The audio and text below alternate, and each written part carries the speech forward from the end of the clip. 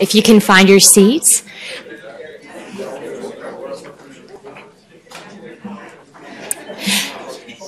We are excited to welcome Ms. Danielle Lang this morning to talk with us. Danielle Lang is the Senior Legal Counsel for the Campaign Legal Center Voting Rights and Redistricting Group.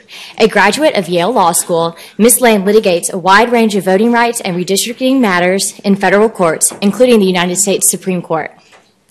Ms. Lane has an active amicus practice, presents at conferences nationwide, and conducts training on federal voting rights through the Voting Rights Institution, a project of the Campaign Legal Center, the American Constitution Society, and Georgetown Law. Today, Ms. Lane will discuss the distortions in the census as America's oldest gerrymander. Please join me in welcoming Ms. Lane.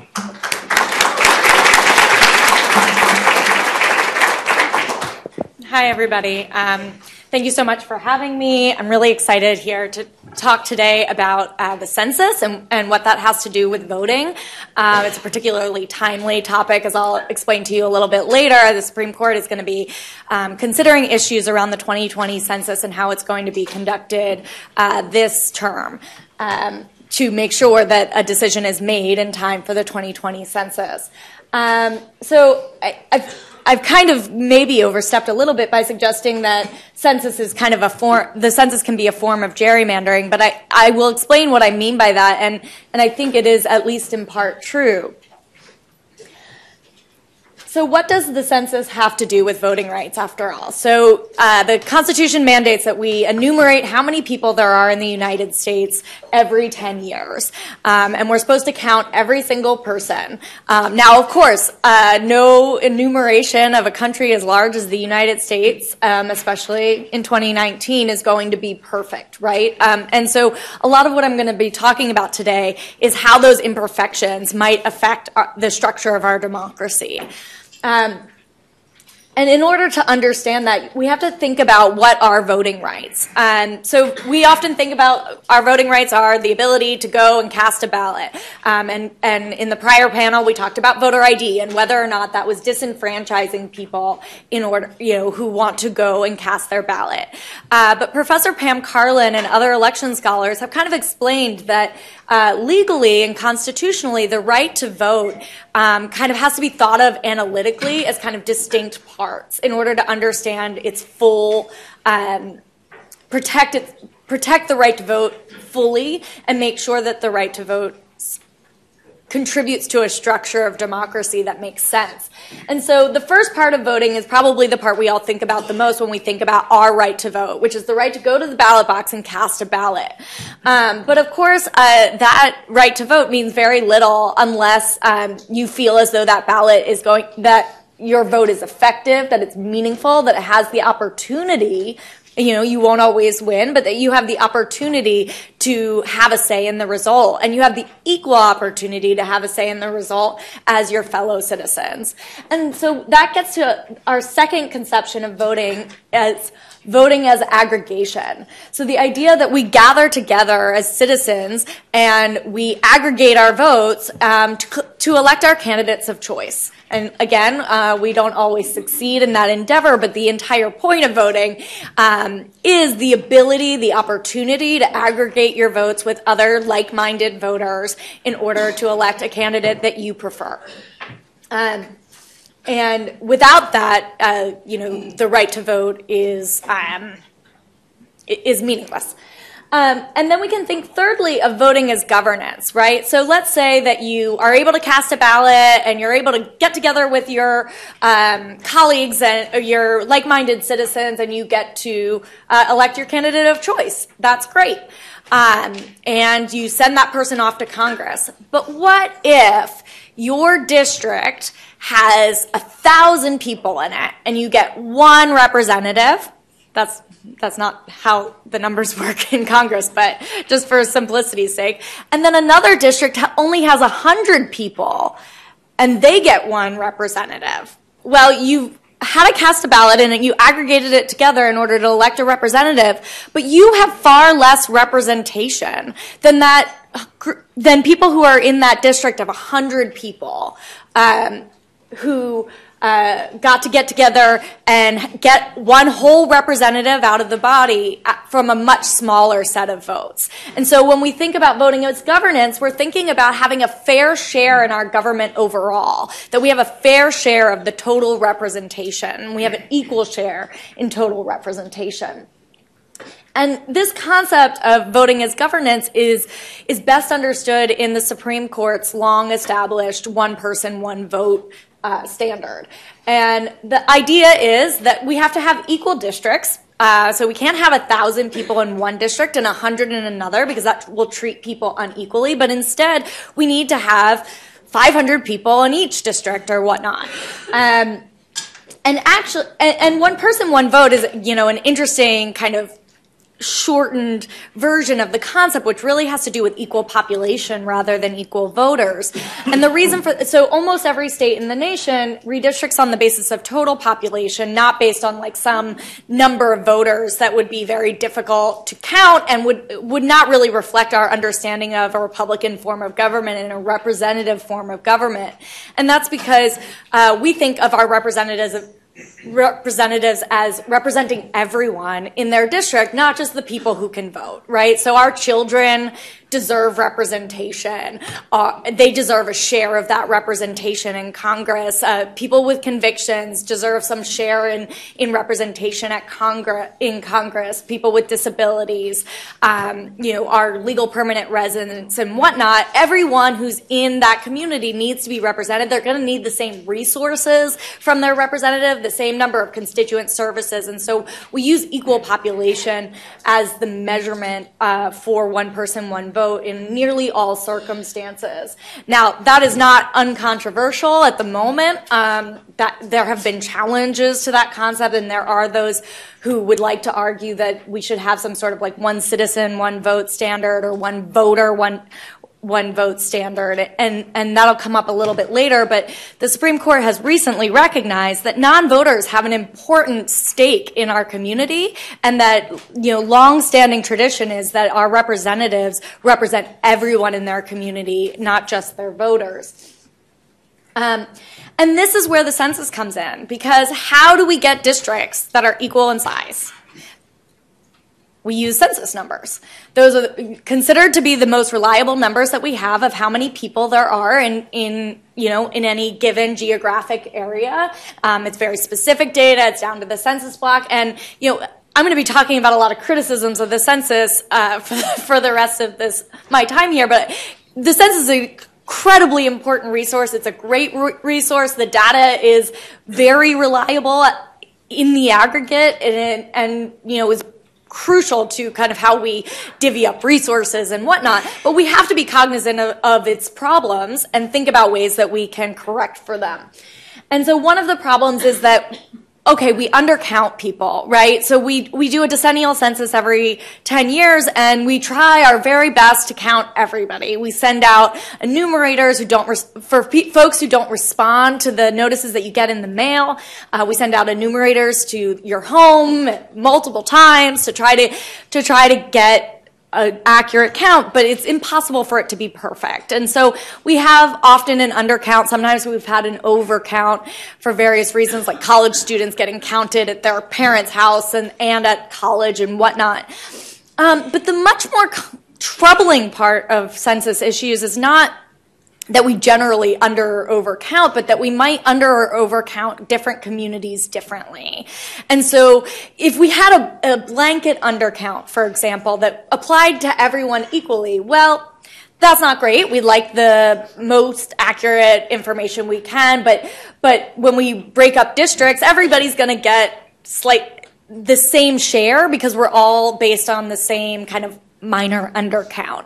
But what happens when the data is not just wrong, it's not just in error, but it's actually disparately in error?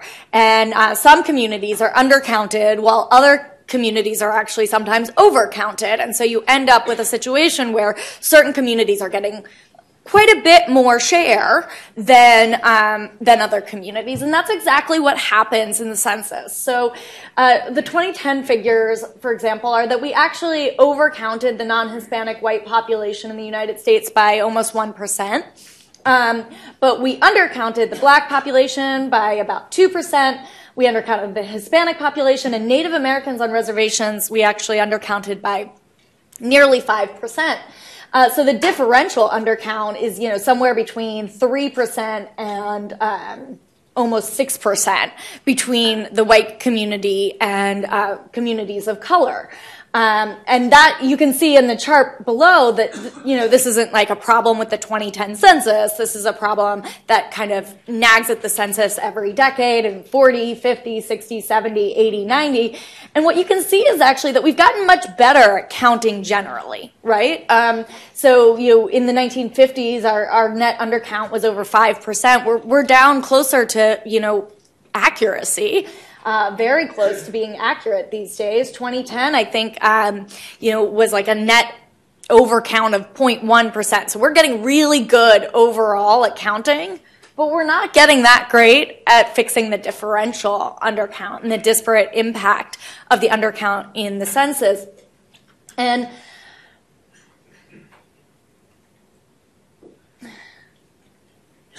so I want to pause there to say, well, why does that matter? Or first to say, why does that happen?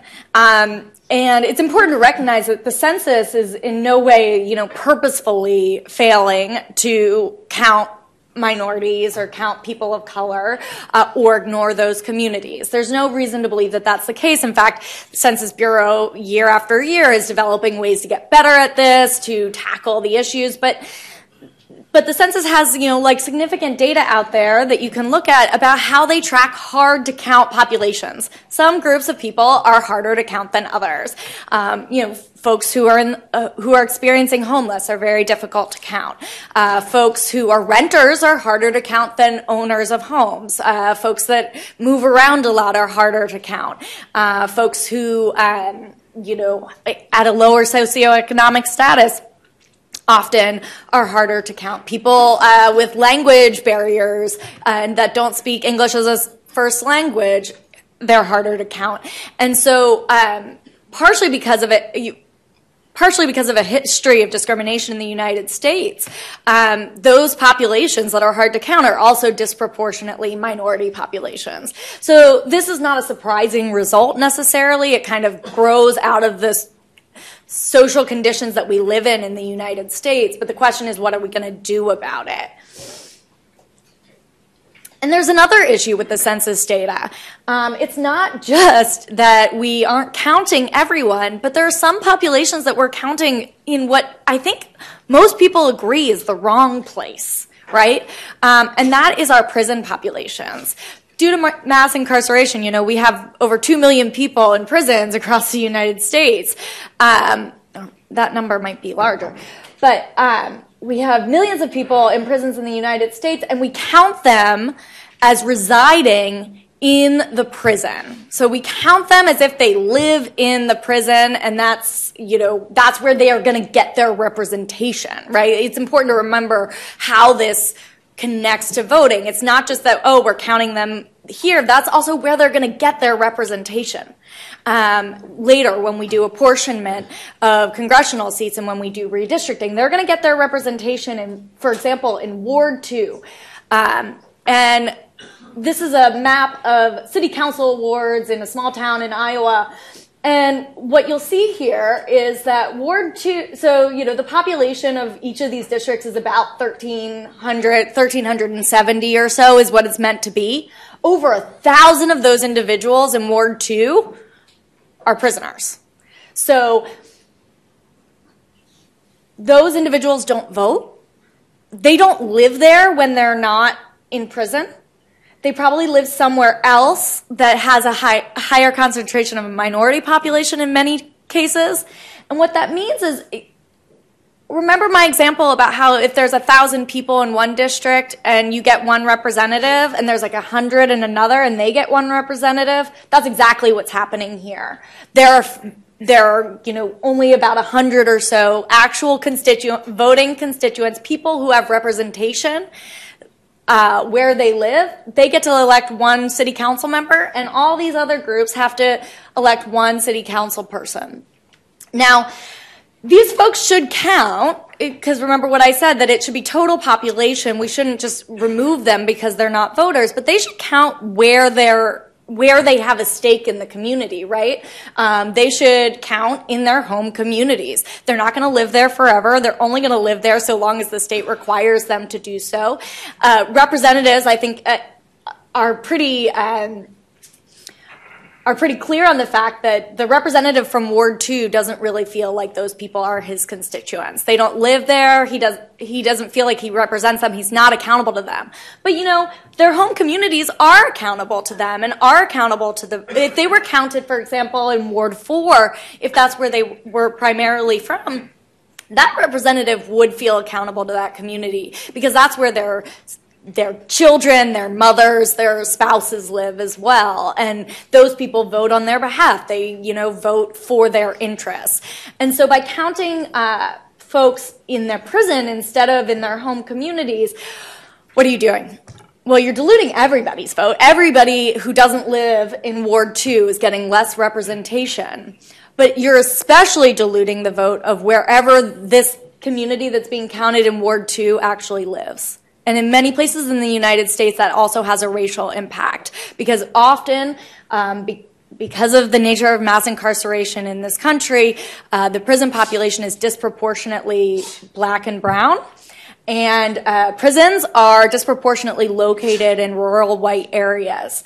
And so you're moving large populations of people from their home communities and taking that representation and moving it into a different area that doesn't represent them and doesn't represent their interests. And in 2010, or a few years ago, the Obama administration actually put in a request, a notice for comment about where people with people who are in prison should be counted. And 99% of the comments said you should count them in their home communities. And yet the Obama administration decided not to do that and to continue to count folks at their prison location. This is largely a question of inertia, I think, and slight difficulty, but they have offered to provide data to states so that they could adjust this problem. So they're going to continue to count people for the purposes of the census in where they are in prison, but they do provide access to data that would allow states to kind of fix this on the back end and count people where they really should count when they're doing redistricting. But of course, the better solution would be for the census data itself to represent where these people are from and where they most often live. So does this all really matter? There's some question as to whether or not the numbers that I've presented to you here actually in the aggregate make that big of a difference, especially when it comes to the differential undercount. 3 or 4% is not nothing, of course not, but it is in the aggregate, not a huge percentage. And in fact, the Supreme Court, when it comes to the one person, one vote standard, has said that if you're within 10% or so, you're going to be fine. And so if you were to base it on that 10% standard, you would say that, oh, this is all falling within the kind of ordinary range of error, and it's not a problem. Well, there's a couple problems with that point of view. One is that in a case called Larios v. Cox, the Supreme Court said, yeah, we usually allow a 10% differential one way or another. But if there's something kind of invidious or discriminatory about the way in which that differential is being used, then we have a bigger problem. In that case, it was about partisan gerrymandering. So the state was using the maximum of that 10% deviation to squeeze out as much partisan advantage as they could. Similarly here, it's not quite as intentional, but you're ending up with kind of a discriminatory one person, one vote violation. It's small, but overall it's not just affecting everyone equally, it's affecting some communities much more than others. But the other reason why this is really important is because of the Voting Rights Act. And so there's a cartoon up there, Lyndon Johnson signing the Voting Rights Act. The 1965 Voting Rights Act is really why we have a democracy that looks like the democracy we have today, that is reaching towards equality, is striving for equality, and is striving to remove the barriers of Jim Crow that, prior to 1965, we just did not have a democracy that included people of color for the most part in these United States. And 1965 was an enormous step forward to change that. And under Section 2 of the Voting Rights Act, we've lost Section 5, which was largely the most important piece of the Voting Rights Act, but the Supreme Court has struck that down, but that's not the topic of my talk, so I will move on. But Section 2 of the Voting Rights Act is supposed to provide nationwide that you get an equal opportunity to participate in your democracy. And that means not only your ability to cast a ballot, but also to have that be a meaningful and effective ballot and one that you can elect your candidate of choice. And one of the ways in which communities have made it hard for minority communities to elect candidates of choice is to have at-large districts or to draw districts in a way so that the minority community, even though they're big enough to elect a candidate to the city council, let's say, it's either an at-large election and they're not big enough to elect anyone in an at-large election, or the districts are drawn in a way that they can't elect their candidate of choice. And the Supreme Court has said that the Section 2 of the Voting Rights Act doesn't allow that. That if you have a group of people, a minority group of people who are large enough to elect a candidate of choice, if you were to have a districting system and they, live reasonably close together so that you could create a, contiguous, compact district, and you can show that absent drawing that district, the minority community is not going to be able to elect their candidate of choice because the white community votes for different candidates. So what we call racially polarized voting. And you can kind of show that in the totality of the circumstances, this is a discriminatory result. Then you get to draw a district that the minority community can, where the minority community will able to elect their candidate of choice. And we call this a majority-minority district. But the Supreme Court has made these rules very strict. You have to have exactly 50% plus one number of people who who are minorities who would live in the district. So you can't have let's say you have 48% of the people for a district that are minority, and they would be able to elect their candidate of choice because, of course, there's some crossover voting. Some part of the white population actually does vote for the candidate of choice of the minority community. And so you can, with the help of that small crossover amount of voting, so let's say it's 45%, 47% black, and then 5% of voters who cross over and vote mostly with the candidate of choice of the black community, that doesn't count. You can't bring that claim. That claim is not recognized by the Supreme Court under the Section 2 of the Voting Rights Act.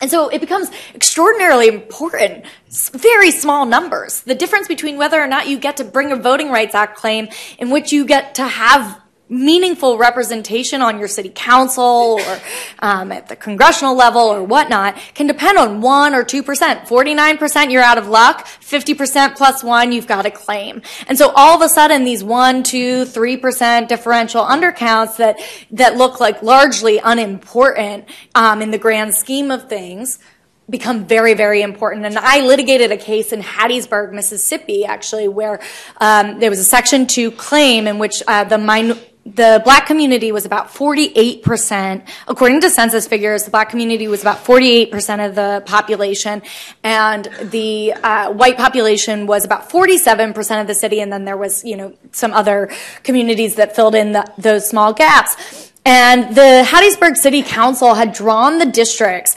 in Hattiesburg for the city council. It was 7 districts. They'd drawn 4 that were kind of definitely going to elect the candidate of choice of the white community, and 3 that would elect the candidate of choice of the black community. So you have a community of African Americans who are the largest population. They're a plurality in the city, but they will never have the political power of the white community in Hattiesburg based on how the lines were drawn. And we lost that case because the court said, oh, well, nobody has a majority, so somebody's going to have to lose, and there's no promise that the black community should win out. Just because they have 48% and the white community has 47%. Now, our position was that, you could draw a toss-up district that would be far more fair and allow both communities to vie for that. But if it was in fact the case that Hattiesburg was actually 50% or 51% because of this differential undercount, the effect for Hattiesburg would be very different. Not only would that black community get another council person that their candidate of choice, but it would have been the critical one that makes the decisions in the city council, because in fact a lot of the city council votes were down racial lines, especially when it came to the funding of the public schools. So the public schools in Hattiesburg are about 90% African American, and yet the city council, which is 4 members of which represent the candidate of choice of the white community, make decisions about that school district. And in fact, they often were voting to fund the school district less. So I posit that it does really matter. So the census in 2020 is where I want to leave you off. So we have this problem with the census, and there are ways to fix it. There are adjustments that can be made.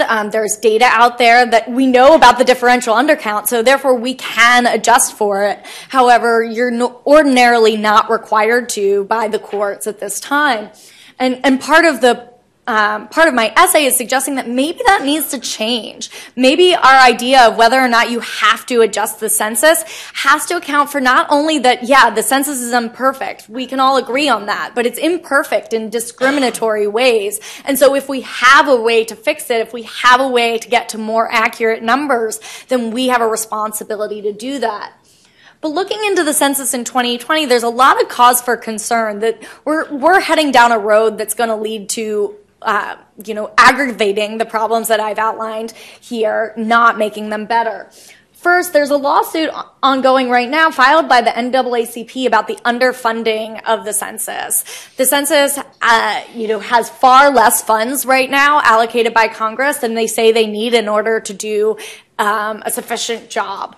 The recent documents came out to show that the government shutdown has had a significant effect on the census preparing for 2020. This is a decade-long endeavor. As soon as the one census ends, the Census Bureau starts planning for the next census. And so this year, the 2019, is a critical year before 2020 for us to get ready. And Congress has not provided the appropriate funds, and they've had to cancel test sites. They've hired far less community advocates and things that are specifically funded to focus on the minority community and make sure that the minority community can be counted. The funding largely goes to making sure those hard to count populations are counted, and that's especially concerning because this is going to be the first census where not everybody's going to get a form in the mail. So how many of you remember at some point getting a big form in the mail, the census, and you fill it out and you mail it back in? Yeah? Most of you will not get that. You will get like a postcard that says to go online and fill out the census. I don't think there's necessarily anything wrong with us, going into the 21st century and trying to use technology to be more efficient with the census. But the first time we do that is a very serious experiment. And we have not had the adequate testing for it. We do not have the adequate funding for follow-up. Now, everybody who doesn't respond will eventually get a form in the mail, but it's going to be later on in the process. And that's my, online survey. My photos are excellent. But perhaps the issue that has gotten the most attention and that the Supreme Court is going to deal with this year is the question of adding a citizenship question to the census.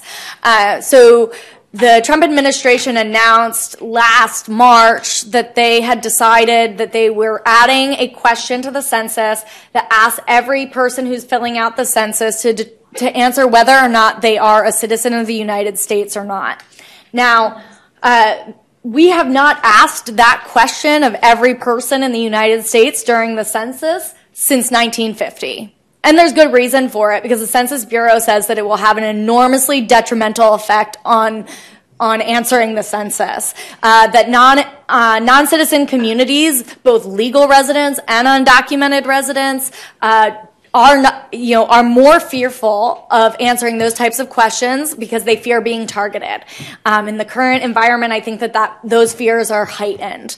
And we have pretty good citizenship data from other sources. And in fact, when this was posited, the Census Bureau did what they're supposed to do when there's a proposal for a new question on the census. They did analysis on it. They said, is this a good idea or not? The Justice Department said that they needed this data about citizenship, and so the Census Bureau officials went about their job, and what they said after careful analysis and study and hard scientific research was that it would actually be far more expensive to do this and lead to inaccurate census data, that we're just going to end up with worse numbers overall because of the lack of participation in immigrant communities. And that's not just undocumented communities, that's not just legal permanent residents, but it's also whole households that are split, that have both American citizens in them and undocumented folks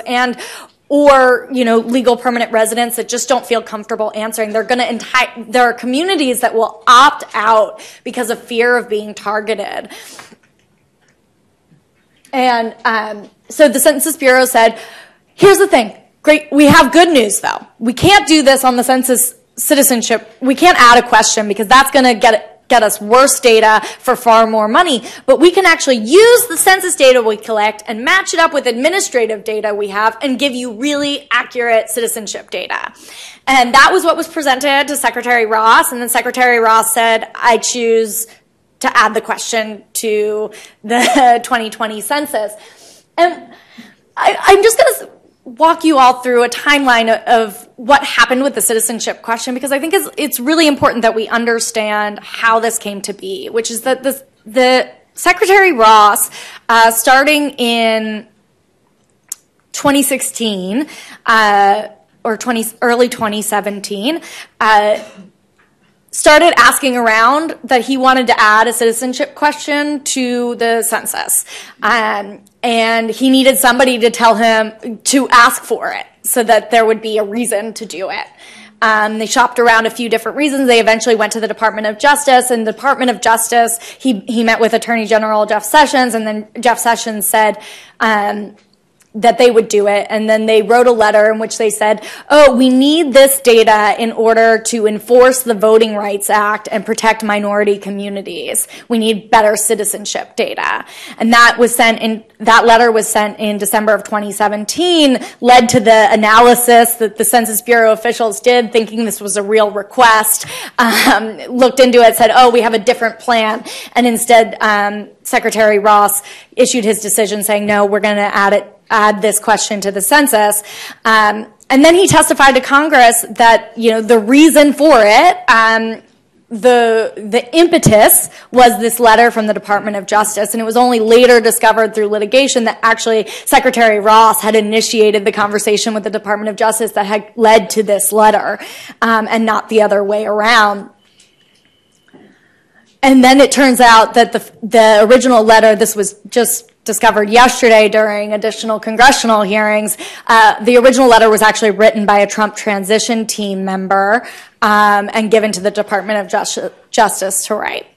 And the Supreme Court is going to decide, so 2 courts have already decided that this was unlawful. Unlawful under the enumeration clause, where the #1 duty that the Commerce Department has is to count everyone. And this is going to be detrimental to our commitment to count everybody. And second, that it violates the Administrative Procedures Act because you can't have pretextual reasons for government decisions. That's the whole point of having the APA, is to say if agencies are going to make decisions that impact the lives of Americans, they need to explain it. They need to explain it with reasons, and those reasons need to be real. And so that is the issue that the Supreme Court has taken up. They've taken the kind of extraordinary step of skipping the Court of Appeals and going straight from the District Court to the Supreme Court so that this can be decided before 2020. So, stay tuned for what happens there. I'm out of time, but what I want to say is that at the end of the day, we are doing a lot of watchdogging in the advocacy community right now to safeguard the 2020 census.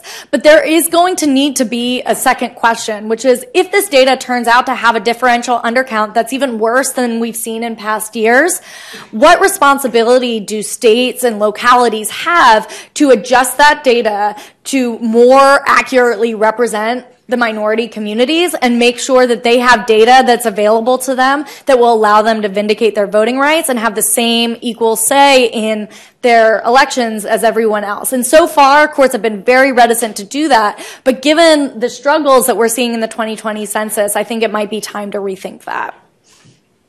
Thanks very much.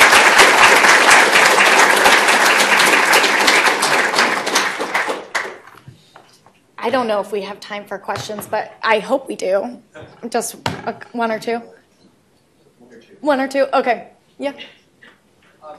Very good presentation. Some people may wonder why it would be that putting the citizenship question on the census might deter legal residents from answering. I was wondering if you could just sort of speak to that and explain that.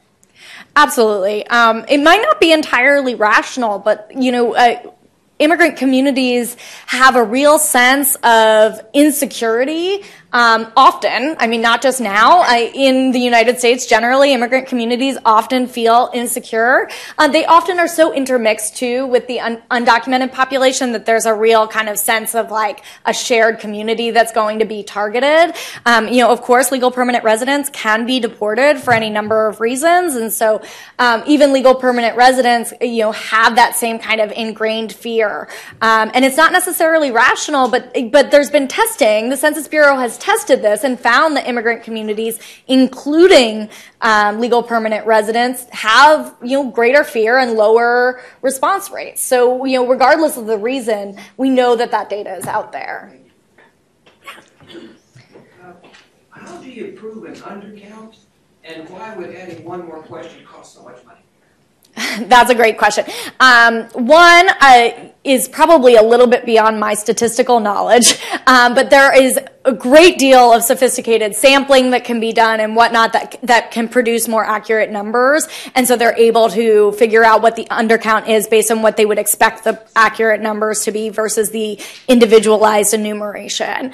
And so they're able to quite accurately estimate the undercount because the census is a literal enumeration of every individual person, but there are very sophisticated statistical models of sampling that can get you to probably more accurate numbers in the aggregate. Adding a question to the census, it's not that the printing of the ballot or printing of the census forms will be more expensive, although that might be the case in some ways, but it's that you will have to spend more money on enumerators because there's going to be lower response rates in immigrant communities to begin with, and therefore you'll have to hire more enumerators to make more visits to try to get to an accurate number. And so that would be the reason.